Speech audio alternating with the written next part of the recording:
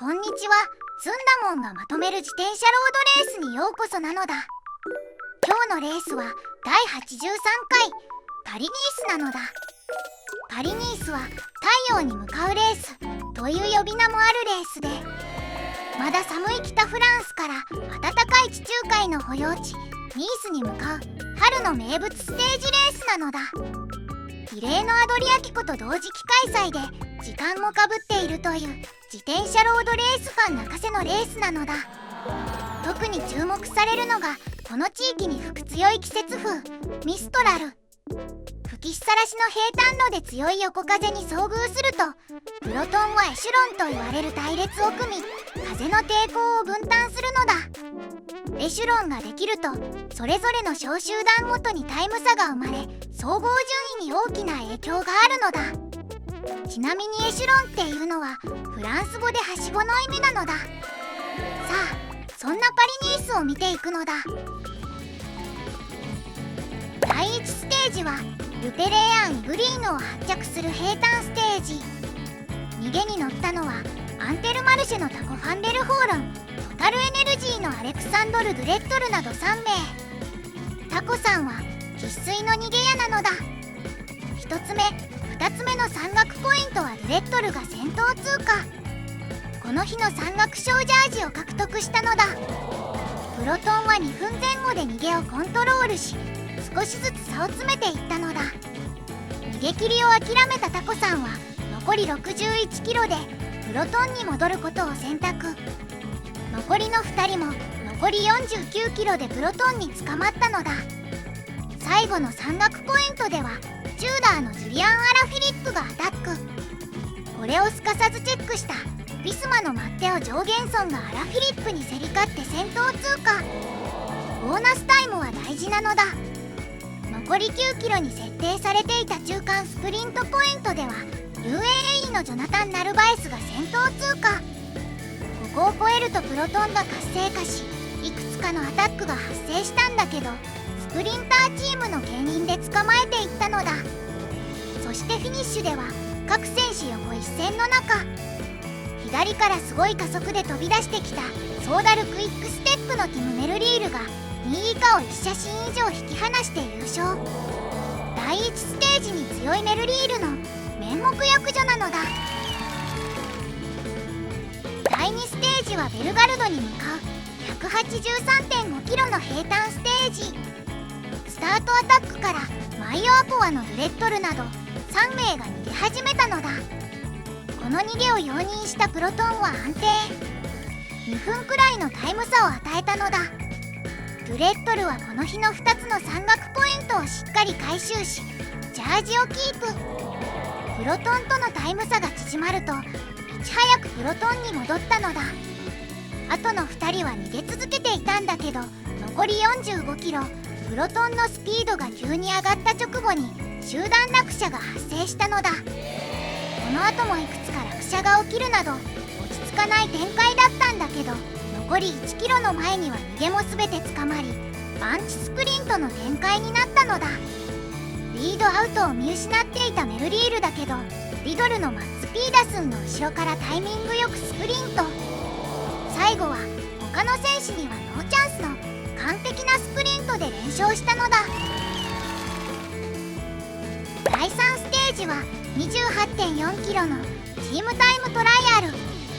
残り3キロ過ぎにある最大 11% の上りが目につくけどそれ以外にもタイトなコーナーやラウンドアバウトのあるテクニカルな後半が重要なのだ。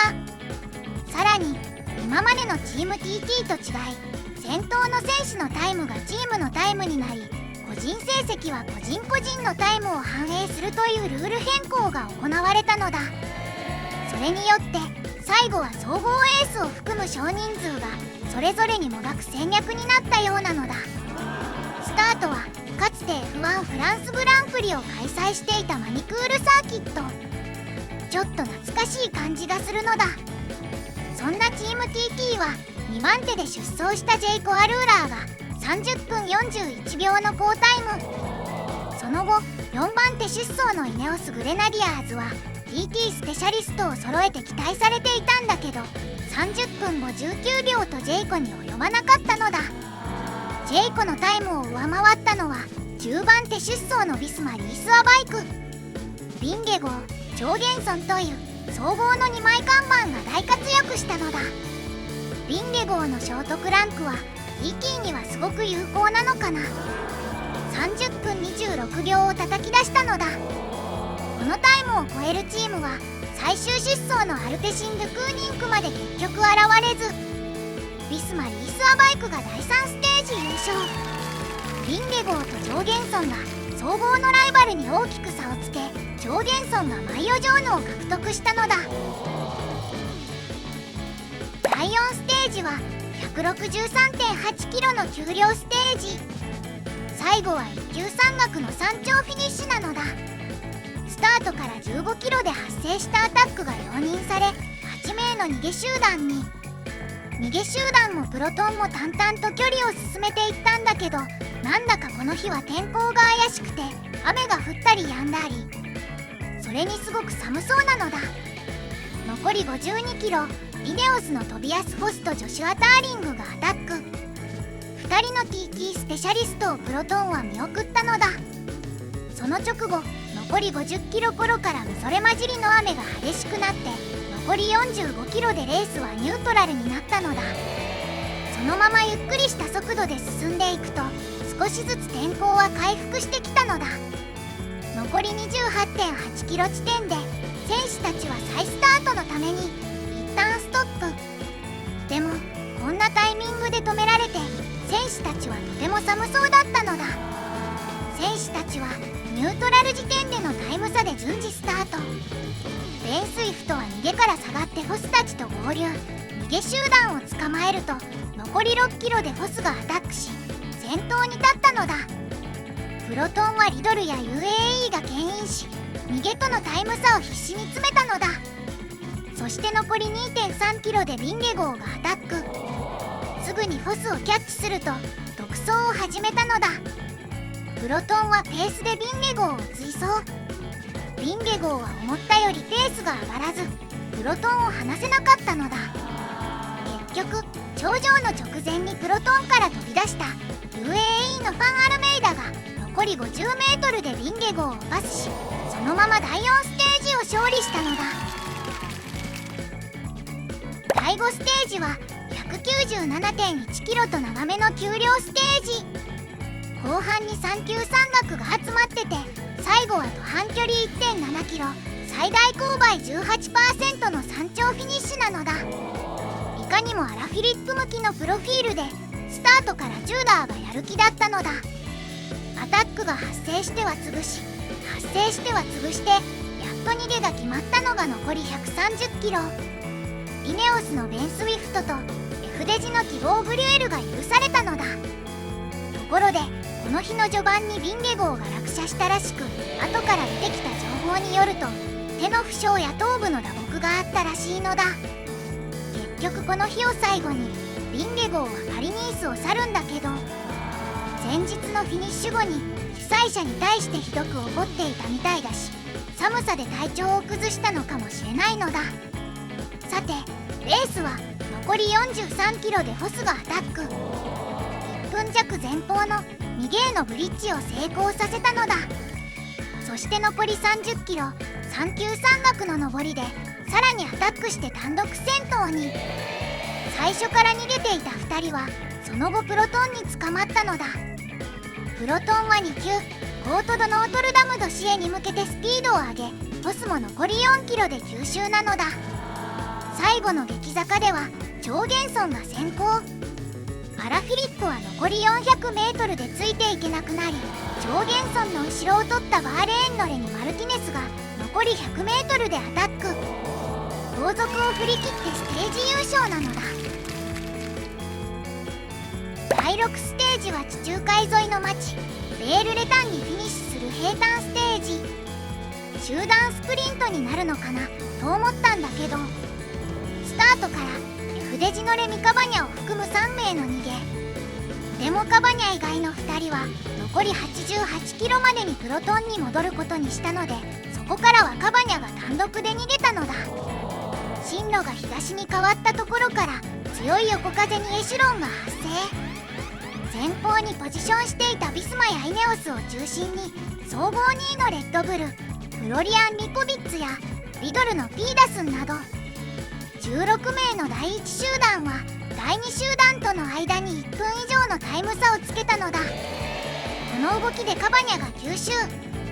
第2集団は必死で第1集団を追うんだけどタイムが縮まらないどころかむしろ広がったのだ。結局第1集団でゴールスプリント。好調のマッツ・ピーダスンがターリングを競り落として優勝したのだ。第7ステージは悪天候のために予定されていたコースから短縮されて1級オロンの山頂にフィニッシュする 109.3 キロのショートステージになったのだ。途半距離 7.3 キロって書いてるけど実際は60キロ以上ずっと登り基調なのだ。スタートしてすぐ始まった2級山岳の登りで逃げが発生。ジェイコのマウロ・シュミット、イネオスのターリング、デカトロンのブルーのアルミライル、モビスターのイヴァン・ロメオ、F デジのステファン・キュング、EF のニールソン・パウレス、チューダーのアラ・フィリップとマイケル・ストーラーなど最終的に15名のかなり強い逃げ集団になったのだ。プロトンは悪天候も影響してなのか逃げ切りを容認するような雰囲気で必死の追走という感じではなかったのだ。そんなプロトンではいくつかの落車が発生。中でも残り51キロでは総合3位リドルのマティアス・スケルモースが中央分離帯に乗り上げて派手にスリップ。救急搬送され治療を受けることになってしまったのだ。逃げ集団ではアラ・フィリップがストーラーのために懸命に先頭を牽引。オロンの上りが始まると脱落したのだ。ペースが上がり先頭集団の選手はどんどん脱落し残り4キロを過ぎるとストーラーとシュミットの2人にさらに残り 2.7 キロでストーラーがアタック。独走を始めると後続とのギャップを広げストーラーがそのままステージ優勝。総合勢は約1分後にフィニッシュし超減村はマイオジョーノを守ったのだ。最終第8ステージはニース発着の 119.9 キロ。1級山岳を3つ登って下り基調のフィニッシュを迎える山岳ステージなのだ。最終日にやっと晴れたのだ。スタートからマイオベールのピーダスンが繰り返しアタックを仕掛けたんだけどこれは容認されなくて他に逃げが発生してもプロトンがすぐに吸収していったのだ。1級の登りでもイネオスがプロトンをハイペースで牽引。早くもビスマはアシストがいなくなり超減村が1人になってしまったのだ。1級の山頂を越えてマイオベールのピーダスンが再びアタック。これが決まって単独で逃げ始め下りで1分以上のタイム差を稼いだのだ。2級コート・デ・ペイユの登りではレッドブルのアレクサンドル・ウラソフのアタックをきっかけにプロトンが活性化したのだ。総合2位のリポビッツなどが代わる代わるアタックし超減村を攻撃。先頭はピーダスンにウラソフとフェリックス・ガルが合流。中間スプリントポイントのある S 峠ではイネオスのマグナス・シェフィールドが飛び出し逃げグループに合流。そしてマイオジョーヌの上限村もアタック。この動きにはプロトンのライバルが反応できず見合いのようになってしまったのだ。上限村は単独で先頭を追うのだ。中間スプリントポイントはピーダスンが先頭通過。マイオベールを確定させたのだ。この流れで先頭はピーダスンとシェフィールドの2人になって最後の1級山岳キャトルシュマン島での登りでピーダスンは脱落。上限村は先頭のシェフィールドを追うのだ。シェフィールドはキャトルシュマンを先頭通過しあとは下るだけ。最後まで必死に踏み続けたイネオスのマグナス・シェフィールドが優勝。2位には自分から動いて総合のタイム差を広げた上限村が入ったのだ。シェフィールドはワールドツアー初勝利。今大会のイネオスはウルフパックみたいだったのだ。第83回パリニースはビスマのマッテオ・ジョーゲンソンが総合連覇。マイオ・ジョーヌがよく似合ってるのだ。上りも十分にこなしていたし、グランツールでの活躍も期待しちゃうのだ。山岳賞マイオ・アポアはトタルエネルギーノとマガシニャールが獲得。逃げによく乗っていたし、計画的にポイントを積み重ねていったのだ。ポイント賞マイオ・ベールはリドルのマッツ・ピーダスン。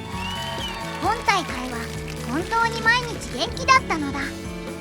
スプリントが強いのは知ってたけど、登れるようにもなっていて進化を感じたのだ。新人賞マイオ・ブラウンはレッドブルのフロリアン・リコビッツが獲得。若い総合系ライダーとしてしっかり覚えておきたい走りだったのだ。パリニースは毎年天候がとても影響するレースなんだけど、今年もやっぱり厳しい8日間だったのだ。ツール・ド・フランスに向けてリンゲ号はちょっと心配なのだ。今回も楽しんでみていただけたかなのだ。楽しかったって思ってくれたら、ぜひチャンネル登録と高評価をよろしくお願いしますなのだ。次はティレーノかな、宮野さんでもになっちゃうかな。それでは次のレースまでバイバイなのだ。